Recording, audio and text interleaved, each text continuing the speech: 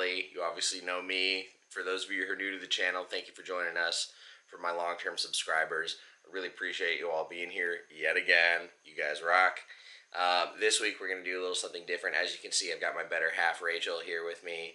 And for those of you who've been paying attention to a few things last couple weeks, you'll know that the last week's video that focused on the breeding mishap, Smokey, my female black-tailed Crebo, almost died, almost was eaten, and the only reason that didn't happen was because Rachel was here, heard some commotion, and, acted on her instincts and, ultimately saved the day and the snakes. So before we get into today's video, everybody was commenting on the last video saying, so great you were there, this and that. I wasn't there. She was. She's the real hero of that whole situation. So before we get into anything else, that's exactly where that was. So we're going to get into this week's video. I'm going to do a little short questionnaire with somebody who isn't a carpet python keeper, and we're going to ask some questions and figure out if carpet pythons are a really good pet snake, because I can't tell you how many questions I get that ask if they're big, they're mean, they're aggressive, all these different things. So we're going to address that today. A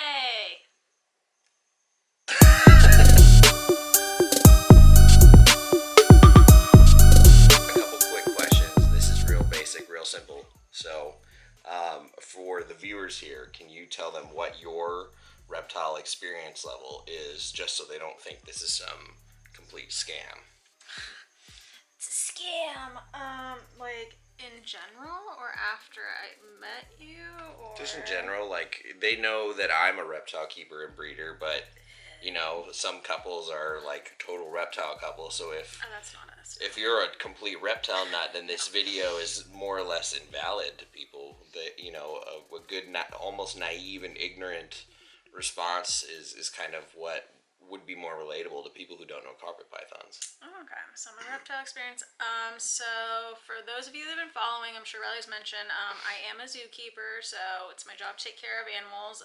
While Riley used to do the creepy crawlies, that's not my forte. So through all my experience coming up in my career, you do have to kind of float around. So moving up in that aspect, I did take care of some reptiles, amphibians, stuff like that, but I was never like super well versed on. I'm just like, you gotta change the water, check their eye caps came off during their sheds, make sure they have the right humidity, blah blah blah, feed them seldomly little furry things, and that was about the extent from career wise. And then obviously after I met Riley, I learned a lot more. I would hope I learned a lot more after being with Riley.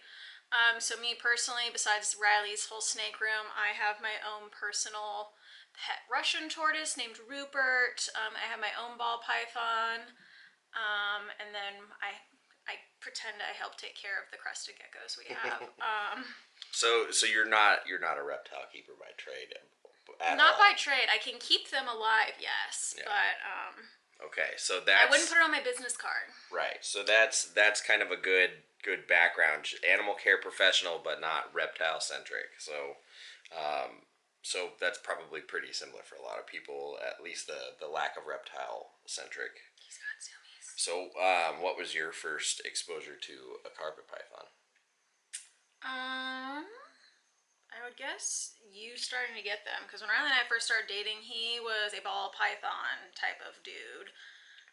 He did have a rainbow boa, he had the black-tailed Crebo, he had the Chinese water dragon, eventually got the Savannah monitor, but when I first started hanging out with him, yeah, there was no carpet pythons in sight, and then after probably about a year, he's like, these carpet pythons, they're pretty cool, look at all these photos, and I'm like, yes, that is also a snake. So whether or not I liked it, he was going to do what he wanted, because it was his stuff. So pretty much Riley starting to get them, and then typical Riley, he's like, that one looks like it's sassy and mean, I'm gonna get that one, I like it, it's got spunk. But yeah, so I didn't know anything about carpet pythons before Riley. So okay. So it's all my fault. Yeah, so probably for about 5 years now I've known what carpet pythons are, and now I know too much. So when someone's like, oh, what does your boyfriend do? Oh, carpet pythons. They're like, what are those? I'm like, oh, well. And then I become like a TED Talk about carpet pythons now. And then I sit there and go, this is getting to be a bit much. So, with everything you've learned over those years, would you say that carpet pythons are aggressive? As a as a type of snake, no. Just like anybody or anything, there's individuals. So you can have sassy individuals, you can have mean individuals, you can have sweethearts.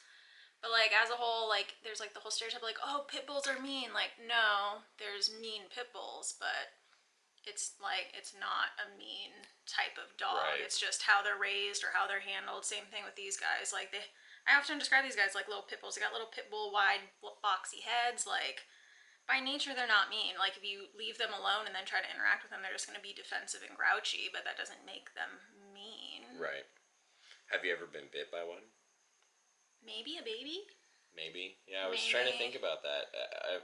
I've So, been bit by definitely by baby rainbow boas. I've definitely yeah. been bit by those, but I don't So know if I've ever anytime gotten a carpet. I leave for the weekend for shows and things, I try to set up the snake room as a self-sustaining sort of little good to go for the weekend, and she'll pop in and check on things. But And I'm also very good with the snake hook, so I yeah, hook them into empty tubs so I don't actually have to like handle them. And Riley, like I was joking when we first started going out that he really needed to start labeling ones that were like a little sassier than others so I would know which ones to use. Like there's some you could just go in and grab them. There's other ones it's like set up a new clean tub and then just like hook them into the new tub. Um, but yeah, I think just by being able to use hooks and stuff, it helped. helped out a lot. So we'll say we can't confirm you've been bit by one. We can neither confirm nor deny that I've Yeah. been bit by a carpet python. So I thought for sure she would say maybe like one baby in particular during cleaning or something, but I've had them try to bite me and then I curse them out like they can understand me. I think we've all done that. Okay, so you've never been bit by one that we can confirm. You don't think they're aggressive. Um, in a few short years, you've learned enough about them to be sitting here holding one, and you're not, having an adverse reaction or bad He's situation. chilling. Would you, if somebody were to ask you, if they make good pets, what would be your answer? Yes, with an asterisk. What would that asterisk be? Actually knowing snakes and having taken care of maybe different types of snakes before, like my advice to people that want to get into snakes, like just get a ball python. They're little rocks. They sit there, they like to be fed. If you handle them enough, they enjoy your company and exploring like this guy is. And then kind of once you learn behavior, like that's I think main reason I haven't gotten bit before is because I understand snake and snake behavior, and especially with these guys, like I'm always extra nervous with these guys just because I don't know them as well. And I can tell when they're coiling up because they're scared and they're going to defensively strike, not offensively strike at me. So I think that's really helped me over the years of not getting bit. Is like, this guy is scared, he's hunched up, he's getting really upset. I'm not going to stick my hands in there. So I think the asterisk is they do make really good pets as long as you know what you're doing, which I, overall is pretty easy to yeah, say. and I think we could probably say that goes for Really any pet. anything, yeah. But Yeah. just like in terms of people are so worried about snakes and stuff, and just because their size, Mm-hmm. like ball pythons only get up to like 5-ish feet if you got a nice big female. But these guys can get up 6-7 feet, and it's just the size factor. Like snakes, you can see he's gripping onto my tail or my finger right now with his tail. Just like if that gets hooked on a like lamp post or like your bed, like game over. You're at their mercy. Like you hope you don't want that anymore because you're gonna have to probably break it to get them out of it. So belt Yeah. loops, watch out for your belt loops, folks. Oh yeah, yeah. I've seen many a belt loop cut at work from snakes finding them and getting stuck. So just I think the size and just knowing temperament of snakes is really like what is holding people back from it being like a starter snake. Yeah, I agree. Well, so this whole time she's been holding a snake that she does not know. I didn't even tell her which one it was. I just grabbed one and put it in her hands. Of course, I'm not gonna grab something mean and sassy bad, one. but like I'm not gonna. I don't really have that many that would really bite her. I have some that prefer not to be handled, but yeah. So if this were anything otherwise, it might not be as convincing. But this is pretty typical demeanor of the majority of my carpet pythons. So I just wanted to do this because I thought this would be a really cool way to kind of revamp. I did a video last year about do carpet pythons deserve their bad reputation, and that got a lot of great feedback.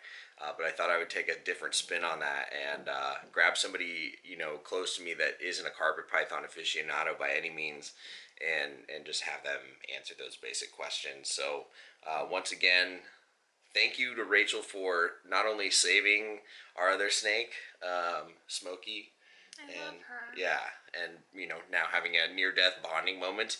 We bonded with our terror. Yeah, and giving you the viewers kind of a good perspective on carpet pythons from somebody who isn't proficient with them, because recently I've been getting a lot of folks asking about how big do they get. Notice how she said they get 6 to 7 feet, not what you read online like the 10-foot monsters that everybody says. No, that's like a berm. What would you say the biggest carpet python in the collection is here? Biggest one is probably like pushing 7, Yeah. but not.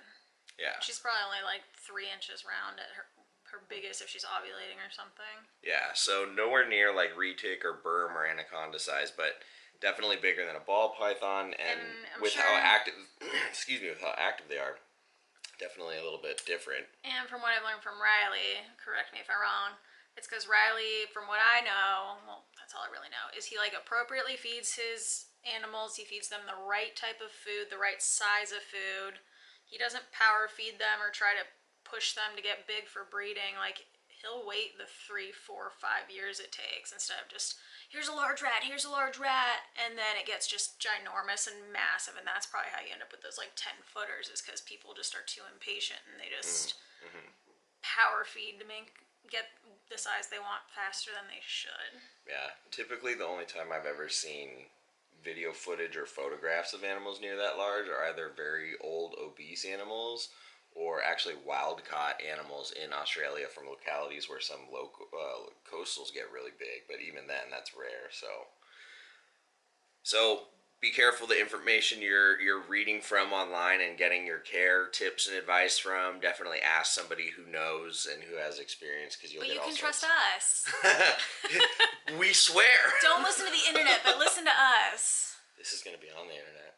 Exactly, that's why it's ironic. Oh. Okay. All right. Well, anyway, I just wanted to make this quick video this week, and we had to have a snake in here because I think I would get in trouble if I made a snake video without including a snake. This is one of my Papuans, or IJs as we call it. This is a tiger IJ from Eric Burke. He's a madman for sending me this. This is amazing. So anyway, we're going to let you all go. Thanks for hanging out with us this week. I know this is a very different, unconventional style this week. No frills, kind of uncut sort of thing. But I've got a lot going on, so this makes my life easy. And we got some cool insight and perspective from somebody who isn't a regular carpet python keeper like myself. So once again, thanks for hanging out, honey. And we'll catch y'all next week. Toodles.